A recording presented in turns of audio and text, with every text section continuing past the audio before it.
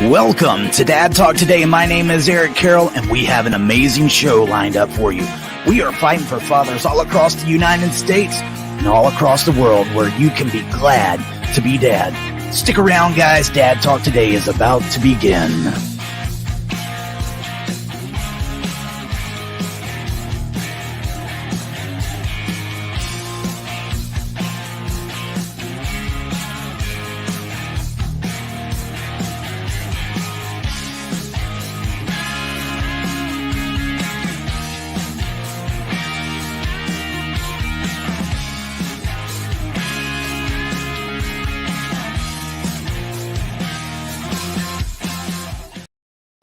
Hey everybody, welcome to Dad Talk Today. It's Monday night. We're going to do the live Q&A. I'm here with Mr. Kevin Hickey. Kevin, what's going on? Hey, good Monday, man. How are you? It's been a little rough this weekend. I think we're going to talk a little bit about that, guys. If you got questions for Kevin, go ahead and start putting them down in the comments. Nothing about this creates a client-attorney relationship, but Kevin will answer them and give you his answer to the best of his knowledge.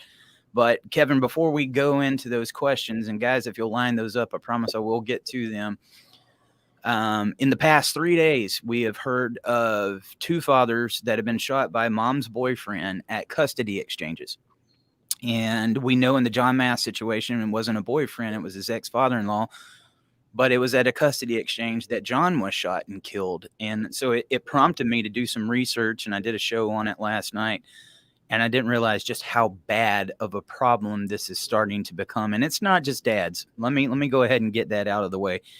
There was tons of moms that was killed by fathers. I mean, it's where this conflict is just getting out of hand, these emotions. And it's starting to become dangerous. The place where you're supposed to come get your child and spend time with them, people are losing their lives over. You got any advice for some of these guys that are in these highly contentious divorces on what to do? I had a really good mentor attorney. His name was Eddie Christian Jr., and he was kind of a legend in Western Arkansas, just a fantastic lawyer. And I was very thankful and lucky, fortunate to have him as a mentor. And he would periodically give me some really good advice. And I'll never forget one time he told me he had a tough case he was working on. He said, "Kevin, never forget that you never know what's going on in another person's mind." And that stuck with me because you really don't. You can't see what someone's thinking, and you just don't know. And sometimes there's signs before these things happen, but a lot of times there's not. You know, a comment here and there, or comments. I mean, a lot of times they're just veiled threats and they never come to fruition. And so people, it's human nature to kind of diminish that and not take it seriously. And it's hard to fault somebody.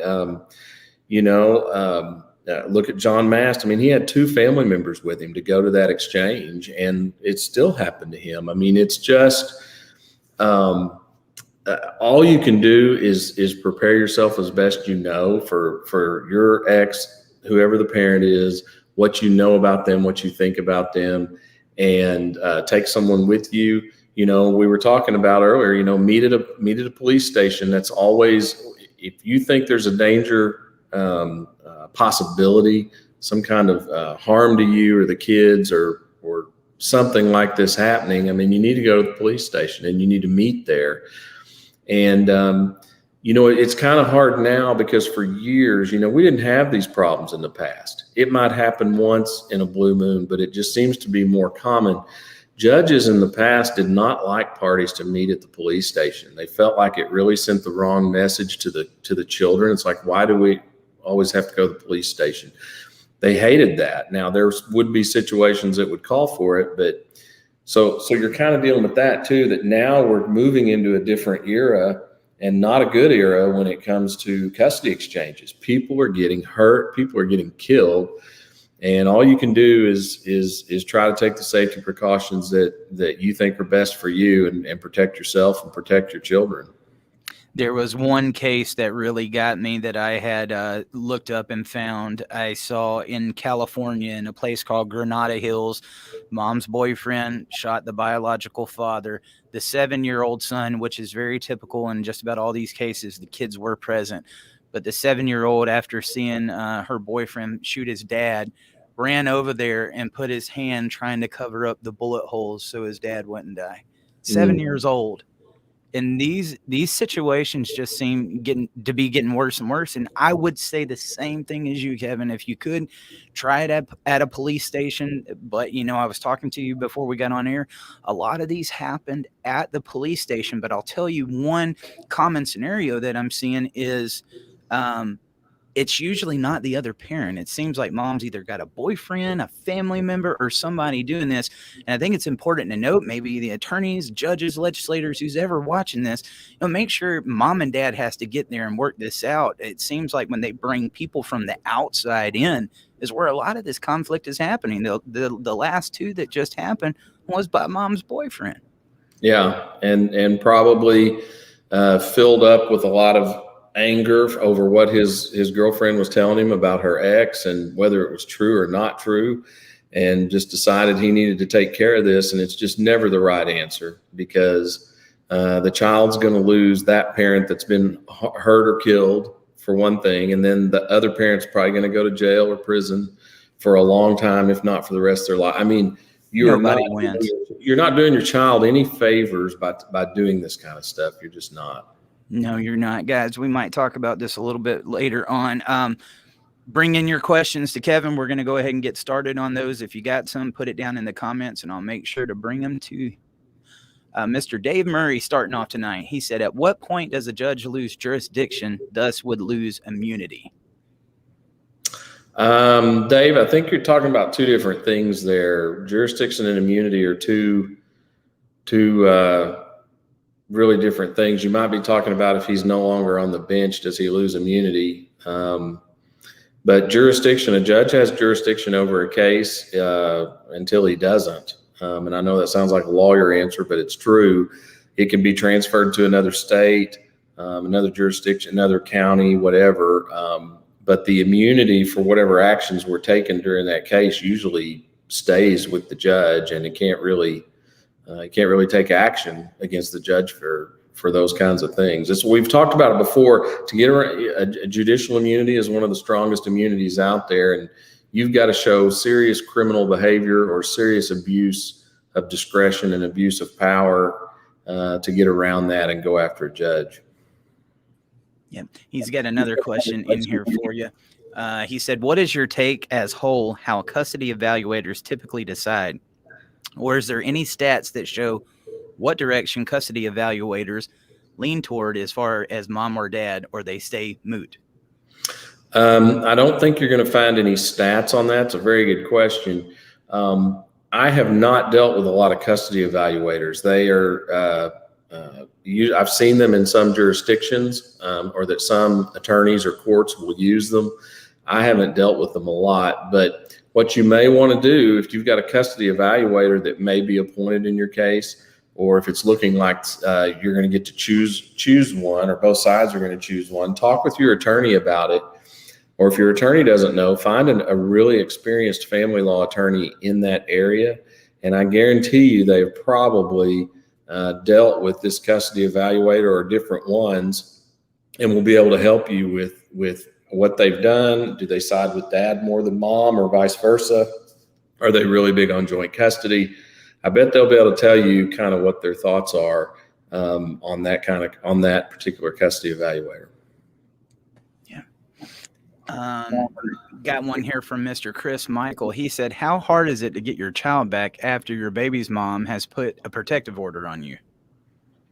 Well, if it was granted, a final protective order was granted, that usually means, and it depends on the jurisdiction, but it usually means there's been some kind of harm inflicted on the other party. You can ask for a protective order against the other parent and the child. So I don't know if she asked for the child to be included in that. Hopefully not. Hopefully there was no harm to the child. Hopefully there's no harm to your ex either. I'm not sure really what happened, but that is going to be a factor when you go to court over custody. And if there's a history there of some kind of abuse or some kind of domestic violence, and she had to get a protective order because of that, it'll be difficult. Every case is different. I'd have to see exactly what happened, but you're going to have to show a court that you've rehabilitated from that, and that you're not going to engage in that kind of behavior again, and that you're not going to put this child in any kind of jeopardy. That's what a judge in the future is going to want to hear from you and see from you. Got a comment from Battle Boar here on Facebook. He said, I'm due for final hearing October 26th. Judge refused full disclosure. DCYF is trying to hang me. I'm guessing that's CPS in that area. I'm not prepared for hearing. Filed third time for continue, but no, they won't. Going to lose all rights. Hey, if you got some questions about that, some misconceptions, this is why we do this show. I'm not sure I've talked to you before, but man, get us some questions down here and we will try to help you as good as we can. Got a little bit of a long one. I don't know that there's a question in here, but you might be able to give him some advice, Kevin. It's from Abel Guyton. He said, today we all learned about the unfortunate news about Gabby Petito with her fiance suspected. My child's mother took it upon herself to repost her story and compared the relationship with me to that of Gabby's. Her post consists of blatant lies that I never said or did. I never once laid my hands on the woman, but she had no problem using me as a punching bag in her post. And I quote, even though he never hit me, I felt that if I stayed longer, he would have. So I am a victim of domestic violence. She took it upon herself to twist my words to make her the victim. Then at the end, she said, I believe I would have been Gabby if I would have stayed. First off, I was the one that left. She begged me to stay. Her stating that if she stayed with me, she would be where Gabby is just irks me because I feel she's accusing me of having the potential. Like, really, what are you teaching my son? Can this post that she made potentially work in my favor when it comes to custody of my child, or is it just an opinion? Let me just say, this is who the court gave my child to. Sorry for the long post. There was a question in there. When they're making accusations like this, they're making posts and there's no evidence. You're going off this feeling or whatever. How could that help Abel, Kevin? Well, and I noticed he said, or is that just an opinion? It sounds like he's done a little research on defamation, slander, and libel. And one of the things that people get real upset about when they wanted to, when they're going through the process of figuring out if they want to sue for defamation, is they look at the comments that were made and they start doing a little research on the internet, and they realize that if someone is just giving an opinion about something, it's very hard to go after them for defamation. You've got to make a false allegation of some kind of material thing, and it's got to be published out there to people. It could be a few people, it could be thousands, it could be millions, but it's got to be what we call published. So you've got an interesting situation here. Everything that she said, I think some of it fell into opinion, but I think some of it fell into fact, and or she's alleging facts that from what you're saying are not true. And so you got to think about that, what you want to do about that. And if you are going to go back to court over custody, I think you do need to bring it up, and you need to be prepared to show that it's not true, because she's going to say it is. You're going to need to show that these things didn't happen. And yet, Judge, she's putting this stuff out there as if it did, and that harms me in the eyes of my child. That harms me in the eyes of the public, and it's not appropriate. It's not appropriate for a parent to be doing that against another parent, or against anybody, but particularly in a custody case, you're dealing with parents. So yes, it can definitely help you. You've just got to be prepared to line up some witnesses or do something to show that it's just not true, and that she's the bad actor here, not you. And that's what you'll have to do. We got one from Mr. Tim Daniels. He said, does qualified immunity actually protect from intentionally acts of felonious behavior in reference to Child Protective Services? That's a very good question. I think Tim's done some research too, if he knows what qualified immunity is. And qualified immunity is it's a type of immunity that state actors have. And he's talking about Child Protective Services. In some states, it's called DHS. And yes, they have some immunity from being sued for acting in there. So if they do an investigation or they give a custody recommendation at a juvenile court case, any of those things usually fall within the purview of their job duties. What Tim's talking about is an intentional act of felonious behavior. Felonious behavior being obviously a felony, committed some kind of felony or acted in a way that could result in that person being arrested for a felony. Hard to imagine how acts like that could fall under their job description, their job duties on a daily basis. So, I mean, does it protect them from basically acting criminally under the color of their job duties? No, I would not think so. Now, you're going to run into issues there trying to prove the felony or what the behavior was. So you'll want to have your ducks in a row if that's the road you're wanting to go down. Hey, thank you for that, Tim. Jesse Chandler said, "Where do I get started with getting my visitation rights for my son?" Jesse, I'm not sure if you're married to the mom or not, or if this is a paternity situation. You need to get an attorney and file for visitation. And I don't know if you went. What happens a lot of times, Eric, and we've talked about this before. According to where he's at in the process, yeah. It is. If you'll get pulled into court by child support enforcement, they will set up child support, but they won't usually give kind of a visitation, and they don't really talk about that. It's not their job to do that. So you're left with trying to figure out how to get a visitation schedule set up. You've Kevin, got to file separately. Sorry, he just wrote he's not married. Okay.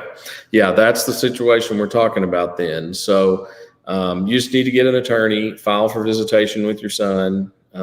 If child support has already started, then paternity's probably already been established. So that's a good step to get out of the way early on. But yeah, that's what you have to do. Get a court to set up a visitation schedule for you. Curious your thoughts on this one, Kevin.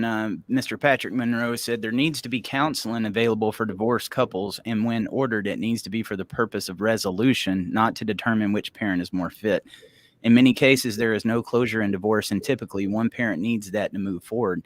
Instead, courts support and encourage alienation and counter-parenting, thereby exacerbating the unresolved issues.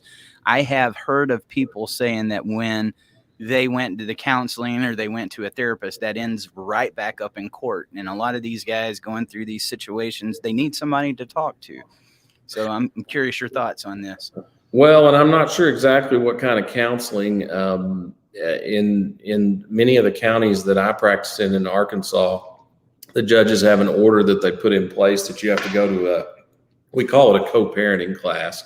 And it's for parents that have just gotten divorced or about to be divorced, and they go to this class and are taught how to communicate with each other, how to get along, how to not, or if they do have a disagreement or an argument, don't argue in front of the children, how to keep the children away from that activity, don't talk negatively in front of the children.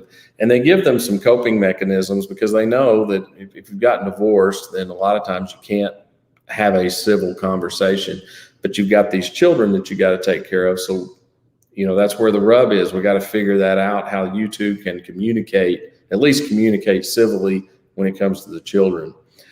So we have those courses to teach people, helping with that.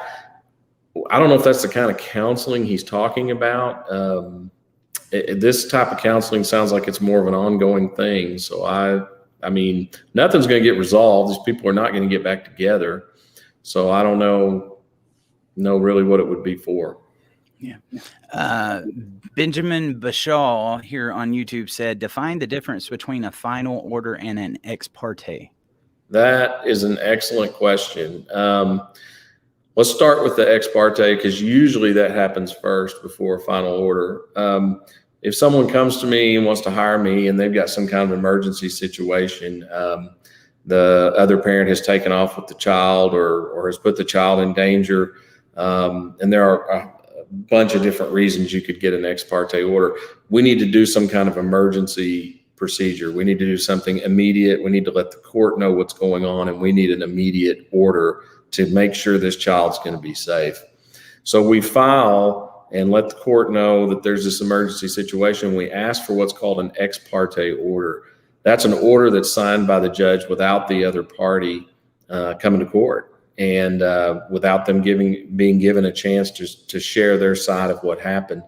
Judges, at least the judges I deal with around here, are very, I don't know if I'd use the word hesitant, but I might use the word hesitant. They really consider those very carefully before they sign them, because really they don't have the other side of the story yet, and they're really relying on this affidavit from this person, this one parent, telling them what happened, and relying on it being true.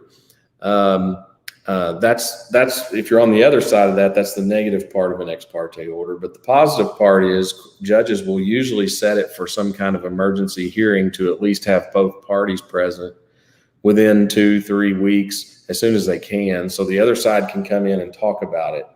So that's what an ex parte order is. A final order usually comes months later, maybe more than a year later, when you go to court at the final hearing over all of these issues, and the judge makes a final order. And one last thing on that, I don't know what Benjamin's situation is, but the ex parte order is in place until it's not. So it's in place until the judge changes it.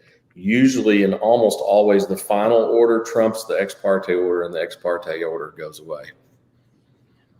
All right, this one's a two-parter. I'm going to read his question and then his statement, and I'll bring the question back up. Mr. Taylor Grove said, why do courts refuse to make a protection order go both ways? My ex in Idaho had a protection order on me and played mental games with me the entire time she had it on me. There was evidence that she is reaching out to me while having a protection, and all I get told is it's only against you.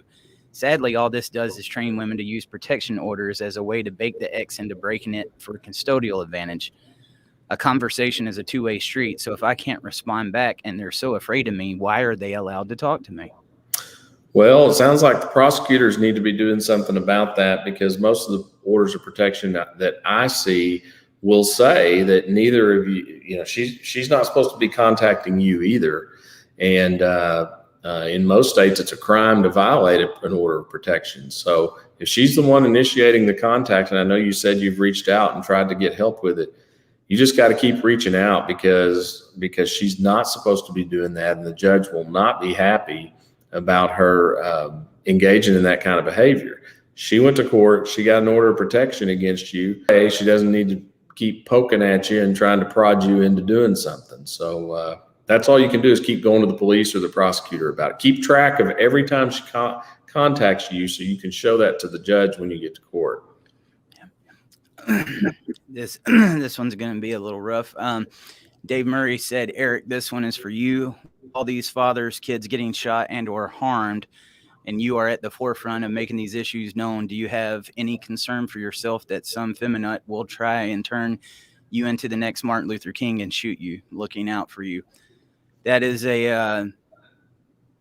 something that we've discussed many times between me and Robert and a lot of these guys. A lot of people don't like us bringing the awareness that we're bringing, guys. The hate comes every single day, and not just from like people on the other side of the aisle.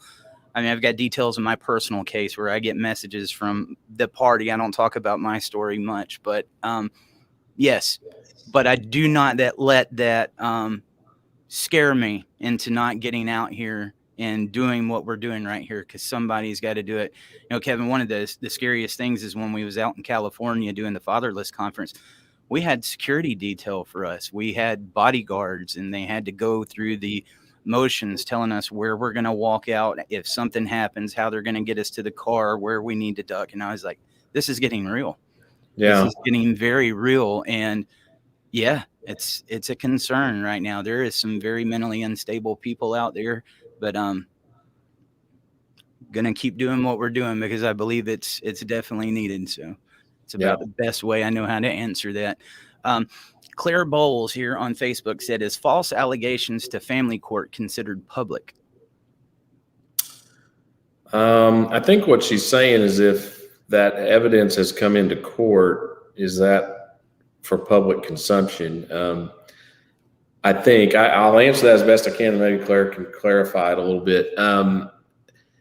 Most court proceedings, divorces, et cetera, are open to the public, and you can go attend. I'm thinking most people can get a transcript, so you have to pay for them.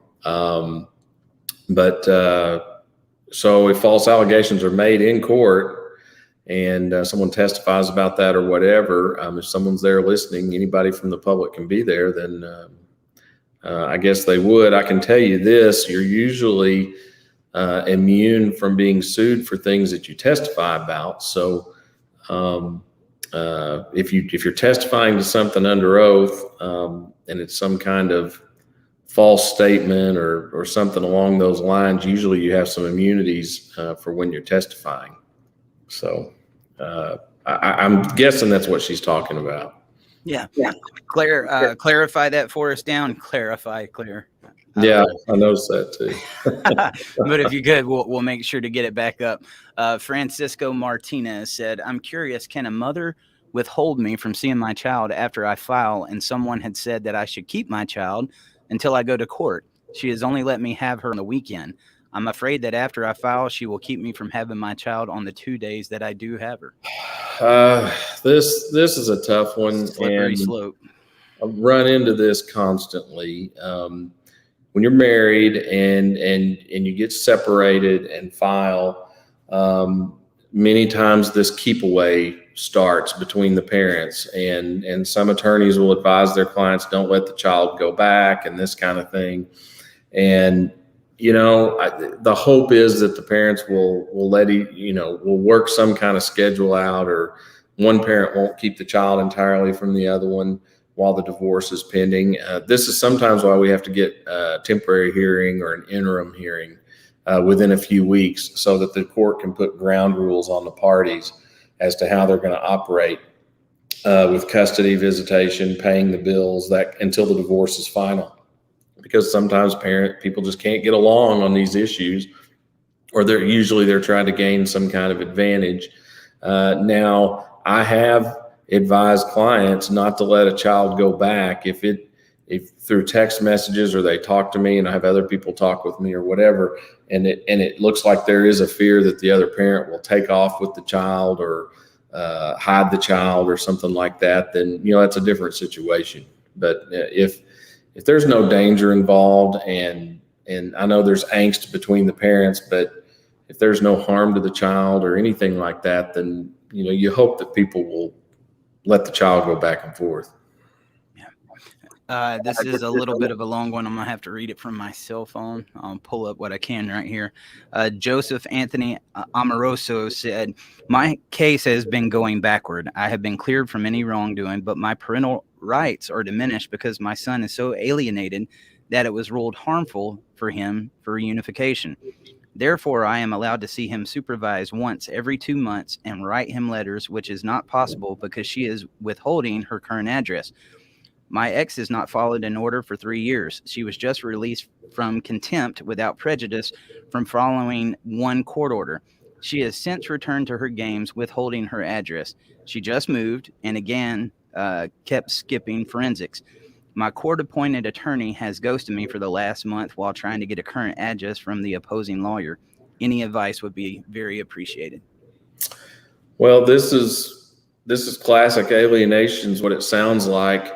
I'm glad to see that she was held in contempt for not following the order for 3 years. I wonder what she was not following. I know you've got a court-appointed attorney, which indicates to me there may be some financial issues, and may have a budget issue with getting an attorney, but it sounds like you need to get a different attorney that's going to take some action for you and get something done, because this is the type of behavior that we talk about every week on here. And alienation is real, and it sounds like that's exactly what you've got going on. And she's already been held in contempt once, and it may be time to have her held in contempt again, and possibly use that action as a means to get custody away from her. If she's acting bad enough and there's no reason for it, something's got to be done to stop her behavior. Yeah. There's a conversation I want to have about that, but I want to read this question because it goes kind of right into the same thing. JD Rowland on Facebook said, how can one side withhold the kid when there is a court order with 50-50 everything and cops won't even enforce it? Well, this is a good question, and I bet I know what you're running into, JD. Police are very hesitant to get involved in these kinds of situations. They don't like enforcing custody and visitation orders. And clients will ask me, okay, what do we do? And I'll say, call the police, and they'll say, okay, and they'll come help me, and I'll say maybe. And what I mean by that is it depends on the police officer you get, whether they're going to step in and help you or not. Some say, look, this is a domestic issue. You just need to talk to a private attorney and file something. Others will say, well, show me your order. They'll read it, talk to the other party, and try to kind of mediate and help out. So it depends on the officer you get, but what you're running into is not uncommon. Police, anything that becomes domestic, they don't like to get involved with. And you've got a court order, and if she's violating it, you just need to have her held in contempt. And you can get what's called a writ of assistance. At least that's what it's called in Arkansas. You've got to file for that and have the judge sign it. And then it goes to the sheriff that says the sheriff has the authority to get the child or children and turn them over to the other parent. That's a whole legal process you have to go through. So if the police won't help you, you're just going to have to file something with the court to get her to comply. Yeah, which brings me into what I wanted to talk to you about. I saw a meme earlier today that was gaining a lot of traction, a lot of people sharing it. And I know this can definitely go both ways. I'm paraphrasing. It was said something like, any dad that tries to take or that wants sole custody from a mom is an abusive and alienating parent. Nobody should want sole custody, basically. But in cases like this, where the parent's got a 50-50 order, they sit there, they try, they go through the system. Mom knows that she's supposed to be doing this, or dad knows that he's supposed to be doing this, keeps overlooking it, and they're not getting much help from the cops. I think in those type of cases, there's going to be cases where sole custody is probably one of the best options, because if you got that fit parent that knows how to do the co-parenting, they should be the ones possibly calling the shots, wouldn't you think? Yes, and most states have either in their statutes or in their custody factors. One of the factors is one parent or the other frustrating visitation, and that's something for the judge to consider. So if you're going to go back to court in JD's situation, he needs to bring that up. Say, look, I'm the one complying. I'm doing everything I'm supposed to do under this 50-50 order. She's not. And that factor needs to be considered by the judge. And especially if you can have her held in contempt, a lot of times that's enough to get a custody change and give sole custody to one parent. Just because two people have a child, that doesn't and we've had this conversation, Eric, that doesn't automatically mean that both should have 50-50 time. There are some really terrible parents out there. Definitely. There are parents that have abandoned their children, don't pay a penny to help them out, don't spend time with them. Those kinds of parents don't need 50-50 time. I mean, sometimes sole custody is called for. And if one parent is frustrating that visitation and custody situation all the time, most states allow you to show that to the judge as a factor as to why it needs to be changed.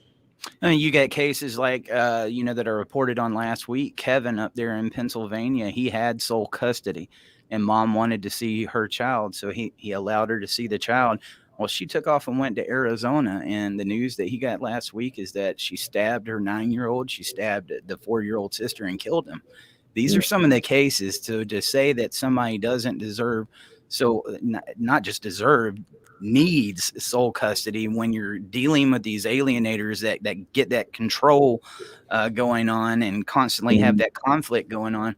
Guys, you got to have somebody that's got their wits about them and knows what they're doing. Yeah, that's true. Yeah. We got one in here from Mr. Chris Michael. He said, if I live in Florida and mom lives in Michigan, and the court order was done in Virginia, where do I start to change visitations? That's a real good question, Chris, and you'll probably fall under what's called the UCCJEA. It's the Uniform Child Custody Jurisdiction Enforcement Act. That's probably more words than you ever wanted to hear on this issue, but UCCJEA, if you look that up and do a little research, you'll get probably, like most lawyers, including myself, sometimes completely confused. It's a very difficult law to interpret, but it comes up in situations in the situation that you got exactly here. When the parents were in one jurisdiction and got an order put in place, and now the child or children and neither parent no longer live in that jurisdiction, which in your situation is Virginia, you're going to have to file there to have it transferred. and a judge there will have to look at it and decide that it needs to be transferred. Now, you're going to want to talk to an attorney in Florida and see where, if they feel like that it needs to be filed in Florida or if something needs to be filed in Michigan. Usually the courts will look to where the children are residing most of the time. So in your situation, if mom is a custodial parent, then Michigan may be the more appropriate forum. But there's a lot of factors that go under a UCC JEA situation. And I'm getting into a lot of information, but you need to go talk to an attorney in Florida, lay out the facts of where you are, and see if you can file something in Florida and in Virginia. But you're going to have to get it transferred out of Virginia and either to Florida or Michigan's where you're going to end up. But you'll have to file something in Virginia for sure, and probably Florida or Michigan. We got one of the dads in here talking about custody exchanges. His name is Taylor. He lives in Lewiston, Idaho, and said coincidentally his exchanges are at the exact Rosauers grocery store where John Mast was murdered. Oh, wow. I would like to tell you, Taylor, I would think the police department knows about this story. That was a big story up there. Mm-hmm. If you start feeling threatened, man, tell them. And you know, if you need to do it at the police station or something, they've already seen this go down. Hopefully they will. I think they will listen. Yeah. I think if you've got concerns about it, that's a good place to go. Yeah. Maddox Lee on YouTube, he's got a two-parter question. He said the standard order of Arkansas doesn't specify most visitations for the custodial parent like Thanksgiving and Christmas, only that the non-custodial parent has the child certain times for the holiday when go by that order for holidays. Would that mean that the other years not mentioned would go to whoever has the child for visitation? Well, Maddox, I'm going to try to help you. There's not, and there was something floating around out there for a while, and I don't know if it's still out there or not, but it has confused so many people that have come to me. There was a standard order for Arkansas, and I've had these people telling me, oh, we've been following the standard order for Arkansas. There is not standard order for the whole state of Arkansas. It's county by county as to how visitation should go. So you need to look at the county order, and that may be what you're talking about. But you need to look at the county order for the county that you're coming out of. That's a real good question, and I have always interpreted it that yes, it'll say non-custodial parent gets these holidays on these years, that the custodial gets it on the opposite years. So, I think if that's the way you're interpreting it, I think that's correct. Yeah. And holiday visitation trumps weekend visitation. And this comes up all the time. So if you're alternating weekends and all of a sudden, and you're the custodial parent, you have a weekend, then the next weekend would be the non-custodial parent's weekend, but it falls on Labor Day, and that year is your Labor Day, then your holiday visitation trumps the non-custodial parents for that weekend. And then, so yes, you're going to end up with 3 weekends in a row, but the theory on that is that at some point in the future, or for Memorial Day weekend or whatever, that's going to work out to where the non-custodial has 3 weekends in a row too. So eventually it's supposed to all work out, but we have these issues come up nonstop. People cannot work things out on those kinds of issues. And it seems like the holiday seems to be a really popular time for the temporary protection orders and stuff to happen, because you can't get nothing done over the holidays. Yeah, a lot, especially at Christmas time. Most judges really don't want to try to deal with custody issues during the holidays, causing strife and that kind of thing. And, someone planned a trip to Disney World and it turned out to not be their week. I mean, it's hard to work through those things. Yeah. A little bit of a long one. I'm going to read it from my cell phone. This comes from Ben Powell. He said, I've asked this before, but was wondering if you might have more insight. Why is it that if I move out of jurisdiction, the only enforceable part of a parenting order, custody order, is the child support? If I take a job out of state, my wages are immediately garnished, but if there is a breach of the order, I have to file petitions with the judge to have the order enforced, and then am told to register the order. Whatever jurisdiction the issue occurs, I would assume that naturally, if you can take my monthly wages, regardless state jurisdiction, then you can enforce all parts of the jurisdiction. Ben, that is an excellent question, and this comes up a lot. And the answer is it's the government. child support enforcement agencies are usually arms of the government. And so they can get across state lines and enforce orders across state lines much faster, much more efficiently than dealing with the other issues that you're talking about. If you're trying to enforce visitation, or she owes you money from attorney's fees or medical bills or whatever that were ordered, and you've got to go back and file a petition for that. That stuff does not involve a government agency. And so I'm not saying it's the right answer, but that it's the best way, but that's what happens. Same thing on child support enforcement. People will come to me because the other parent's not paying child support, and we'll file something to get it enforced. As a private attorney, I don't have a lot of the mechanisms that the child support enforcement agency has, because I'm not a state agency. They have the authority to seize your tax refund before it even hits your bank. From the IRS, they have the authority to take your license away. They can do all kinds of things that a private attorney can't do, because we're not a state agency. We don't have authority to do those kinds of things. So it's a similar reason that they're able to get an order across state lines so fast and just enforce it without you going to court. They're a state government agency and can work with another state government agency, and it's pretty seamless. Got a question in here from Mr. Stephen Hatton here in Arkansas. He said, I've been through 5 Benton County, Arkansas attorneys.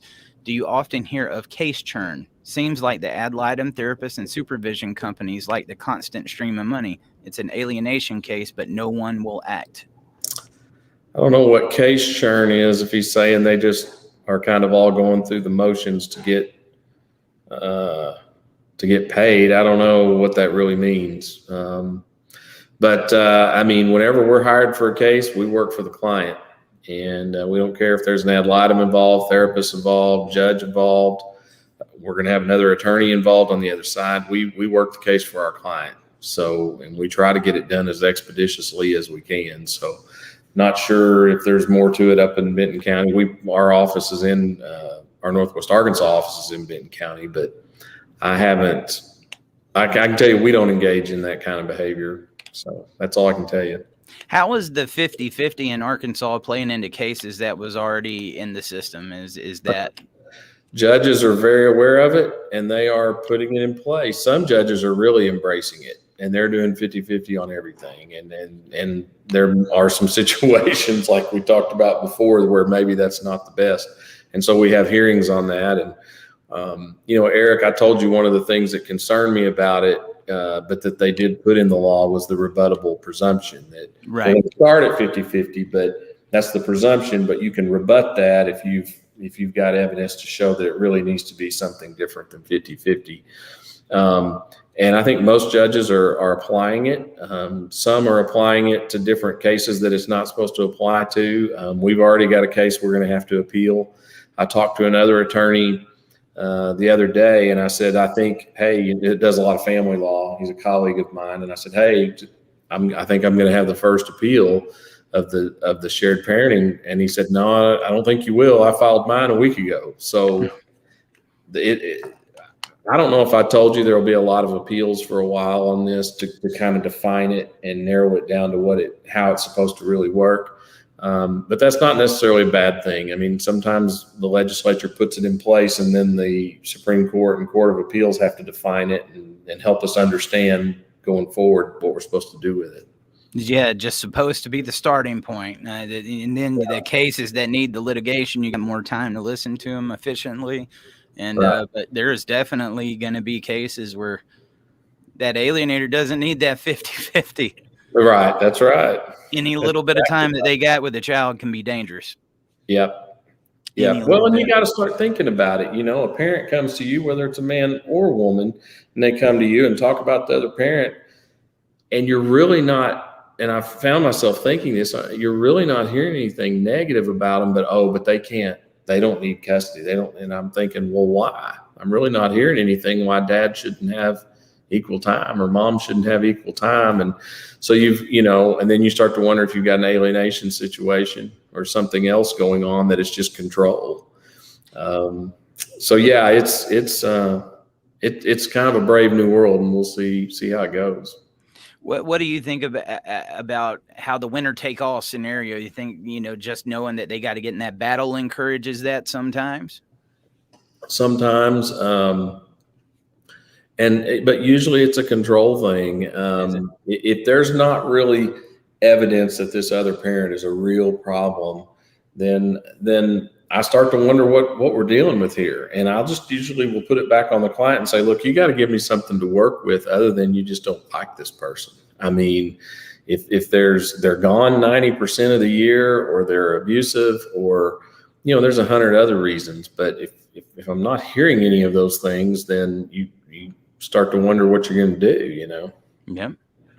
Gotcha. It's a little bit of a long one. I'm going to read this from the cell phone too. Comes from Noel Colon. He said, "Hi, Eric and Kevin. As you know, when we bring these issues forward into light, it makes us targets. I am currently in trial, been fighting for 50-50 custody for years. The guardian ad litem is biased and has lied over and over in this case. This guardian ad litem also happens to be running for judge. I exposed some of this gal's evils online, and within a day I received threats to remove the online post or it will be used against me in trial. What more could they want? I'm not even getting more than 10 days a month with my child, even though I am the one who provided 95% of the after school care since preschool, and now we're in 8th grade, and mommy and the court say that my child is better off at home with mom's newest boyfriend. The threat to remove the social media post seems to me as retaliation and violating my First Amendment. How can I protect myself and my First Amendment right during that trial? Thank you. This guardian ad litem used everything against me and never mentioned one bad thing about my ex. My ex's brother is a cop in the city of Aurora, Illinois, and they are in cahoots with the crooked judges, lawyers, guardian ad litem. Thanks. This guardian ad litem used my belief in God against me. He used PTSD from combat, used my healthy diet that I feed my children, used my beliefs in LGBTQ against me because I teach my children that sin is sin." Well, there's a lot there, Noel, and all I can tell you is it sounds like you're already in trial. Just work with your attorney to make sure that anything you want addressed, hopefully you've got enough time in that trial to do it, but that you're able to bring that up and bring it to light and show it to the judge. Every jurisdiction is different, but in Arkansas, the ad litem's recommendation on what they want to do on custody is not binding on the court. Most judges will go with what the ad litem wants, but they'll also go against the ad litem. We've been able to be successful in having several judges through the years go against an ad litem's recommendation. It doesn't happen very often, but that is something you're going to have to fight, and it's tough when the ad litem doesn't give an opinion or a recommendation in your favor. But all you can do is go to trial and show your side of it. I mean, and on the social media posts, that's a tough one, and I don't know what was posted or whatever. And I think you have a First Amendment right to put something out there if you want, or to speak out about it. But most judges do not like the parties taking their fight to social media. The children could read it. Friends of the children could read it. Parents of friends of the children could read it. Your children could end up hearing about it. It just is not a good look. And it doesn't show, many times it doesn't show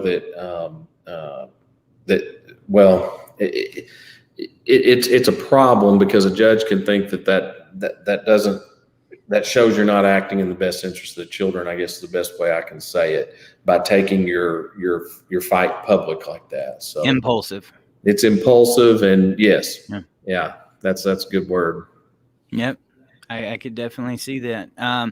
Claire Bowles said, "What are your thoughts on going back to court after 4 years after divorce to get one's house back?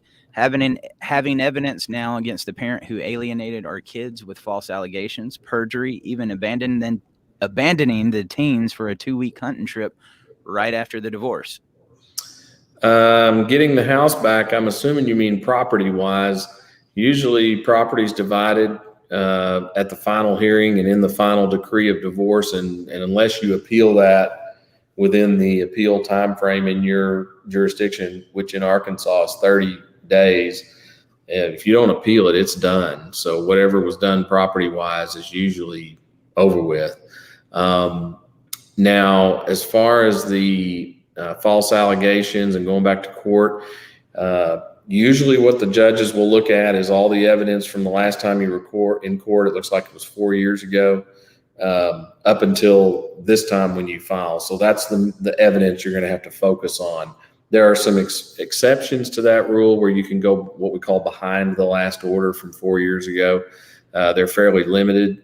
So if you've got evidence in the last 4 years about the alienation and the false allegations and that kind of thing, then you definitely want to bring those up and when you go back to court.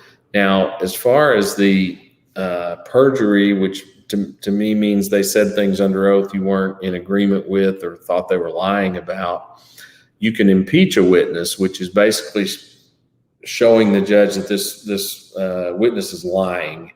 So if they said things at the previous hearing and which were untrue, you might be able to use something like that in the future, especially if they've continued to show a pattern of not being truthful with you or the kids or whatever.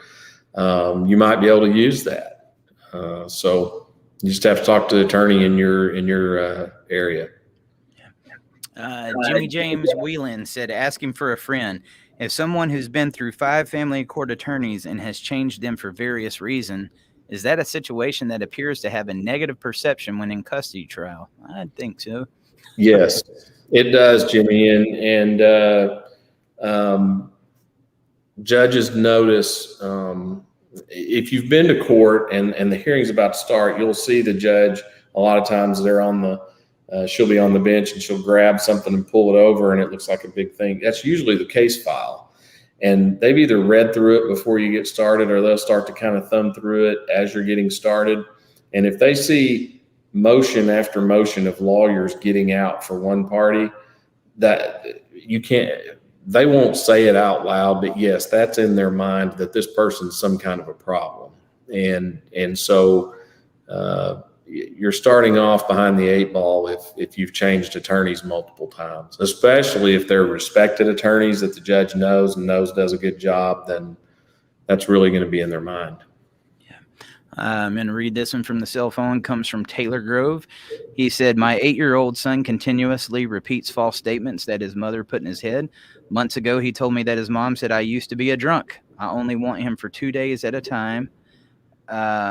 Who cares about my girlfriend? And just a couple of days ago, she told him that I'm not his biological dad and that his stepdad is, and I'm his stepdad. Thank the Lord my son does not believe this stuff, but it's a violation of the parenting plan that states not to disparage the other parents. My concern is if I bring awareness to this, I will just get told my son is only 8 and doesn't know what he's talking about, even though I have it recorded, or my son's mother will use her amazing body language and tone of voice to get the judge emotional and not believe it. It's amazing how acting seems to trump evidence a lot of times. What do I do? This is absolutely contempt. If you have an ad litem in your case, that's one of the things that an ad litem does is talk to their client, and their client is not you or mom. Their client is the child, and one of their purposes is to give an outlet to the child to talk about these kinds of things. And if your child can go talk to the ad litem, and if you're willing to make an appointment for that to happen, do it, and let the ad litem talk to your child about it. And many times they will tell the ad litem the exact same thing they told you. At 8 years old, that's really a very tender age to be trying to put someone either on the stand or in front of a judge to be questioned by the judge. But it happens, and a lot of times that's your only evidence. Now, I will tell you that if I had this case and we had some time before trial, I'd probably take mom's deposition and just say, can you tell me why, whatever your son's name is, can you tell me why he would have said this? Can you tell me why he would have said this? Did you or anybody in your household say something like that? Many times they'll admit it, or, oh, we were saying blah, blah, blah, and he interpreted it as this. And if they're not credible, the judge will see it, and we can bring that up again after the deposition at the hearing, and kind of double down on it and bring it out in front of the judge at that time. But you got to somehow prove it and show it to the judge that that's what's going on. Jess B on YouTube said, my ex had 100+ order violations that he acknowledged. The judge said he wouldn't hold him in contempt because my child stated she was scared her dad would go to jail. Can the judge dismiss it at all? Dismiss it all? Dismiss it all, yep. Yeah, and I think what you mean by that is, can the judge just essentially not do anything about it? And yes, the judge has the authority to do that. My hope would be after 100 order violations that something would be done. But, it's up to the judge. The judge has a lot of discretion to make a decision. Yeah. I got a 4-parter from Maddox Lee on YouTube. He said, the order is week on, week off in Sebastian County with holidays followed per the standard order. I reached out to a lawyer regarding Memorial Day weekend because I am interpreted as the non-custodial parent, and it did not specify visitation for the custodial parent. It was her weekend, but I didn't know whether to exchange at 5 p.m. or normal time. I was told to exchange at normal time. To me, it was like she doesn't get a holiday weekend for that. As I continued looking, it doesn't specify holiday time for her for most of the holidays, only that I get every other year. So if it's a year that isn't specified, does it just go to whoever has their regular visitation that week? Well, I'm going to have to pass on this. Sebastian County is where I'm located, and I'd really need to have more of a consult to answer that, because I'd need to make sure there's no conflicts of interest or anything like that, or see which order. We've changed orders in Sebastian County recently. To get that specific, I'm a little uncomfortable answering that. Gotcha. Jimmy James Whelan said, what's a good way to research what attorney in the circuit will be fair? Will be fair. I don't know what you mean by will be fair. Maybe treat you properly as a client and really take care of you. That's one thing you can do. You can ask other attorneys. Ask attorneys that are in the family law field what attorneys they really respect and who they would use. You can go to avvo.com and look at attorney ratings in your area. That's a good place to start. So those are the kinds of things you can do to see. I think you mean that'll deal with you fairly and take care of you and represent your interests. Eduardo Martinez said, if you have been accused of using drugs in the past but passed the drug test issued by the courts, does the judge go by the test or the evidence at hand? She has 1 assault charge, 4 DUIs since we have been divorced 9.5 years ago. 1 dead boyfriend 2 years ago by suicide. Well, does the judge go by the test or the evidence at hand? To me, those are the same things. The test is what you're going to introduce as evidence. You talk about if you have been accused of using drugs in the past, but the drug test issued by the courts, but passed the drug test issued by the courts. Okay. Normally the judges will go by what the test shows. And if you've got a history of drug use and it's pretty far in the past and you've tested negative very recently, that's usually what the judge is going to go by. They know that people can get things turned around in their lives and get down the right path. So that's usually what they're going to look at. Claire said, how about if I sue him for the house for removing me from it with false allegations? Now you're going to have to talk. Well, I don't know what the allegations were, but now you're going to have to show what's called fraud on the court, that there was some kind of misstatement, an intentional false statement made about the property. And that's when that's hard to prove. I'm just going to be straight up with you. And a lot of people spend a lot of money on attorney's fees and don't get any results from that. But I guess it would be possible if there was some kind of false statement made about the house, and that was material to the judge making a decision. But hopefully it's not too long ago, although I think, if I remember from before, it's 4 years ago. But that's about all you could do.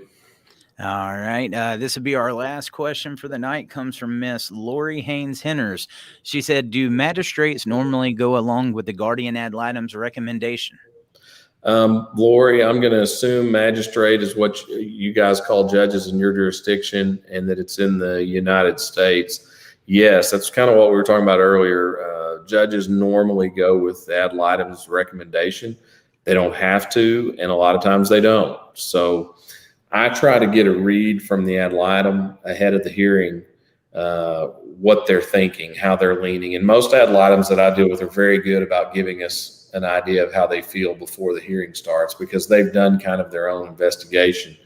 And then that gives me, that helps the attorneys. It certainly helps me with how I'm going to present my evidence at court. And are we going to be doing something that the ad litem is going to be in favor of, or are we going to be fighting the ad litem the whole hearing? That's something I like to know ahead of time. Yeah. All right, Kevin. Well, that was a Monday night, another Q&A down, guys. We will be back in 2 weeks from today to do this again if you got any more questions that you'd like to bring. But in the meantime, if there's anybody out there that needed an attorney or might need your help, Kevin, how can they get in touch with you and tell them how you can work on their case? Yeah, our phone number is 479-434-2414. That's 479-434-2414. I'm located in Arkansas, but I take high conflict custody cases all across the country, false abuse allegation cases, and that includes sexual abuse, anything that's high conflict, parental alienation. Our firm handles those kinds of cases, and what we do is we get admitted to practice in your state alongside a local attorney, local counsel, and we will work with them on your case, and many times we come in as lead counsel. But you can also find us on the web at www.kevinhickeylaw.com. It's kevinhickeylaw.com. We have all kinds of information on there about alienation, DHS, CPS, all kinds of stuff like that, and divorce and custody topics. Yeah, guys, I can't stress that to you enough. If you've never been over there to his website, definitely a ton of resources for you guys to check out. And if you need some help, I can't recommend you to anybody better. He does a great job, man. But it looks like you almost got your kitchen done. You're about ready to do some more cooking. We're trying. This is what the back half of it here, but yeah, and the other half's in the front. Maybe 2 Mondays from now we'll turn it around so you can see the other side. Yeah. Hey, I want to say something else too. If you call, we have an initial consult fee, but if you tell us you heard us on Dad Talk Today, we'll waive that. So we'll do a free consult for you. Can't beat that, guys. Definitely can't. Hey, Kevin, I appreciate it so much, and we'll see you again in 2 weeks. Thanks, brother. See you. All right, love you guys. We'll see y'all later. Hey, everybody, Eric Carroll here. Thank you for tuning in to another exciting episode of Dad Talk Today. While we fight for you, we would ask for you to please help fight for us. Like, subscribe to our channel, and ring that bell so you get notifications every time we go live. There's also Super Chat, patreon.com/DadTalkToday, and other ways you can support our channel. Thank you for being here, and we will see you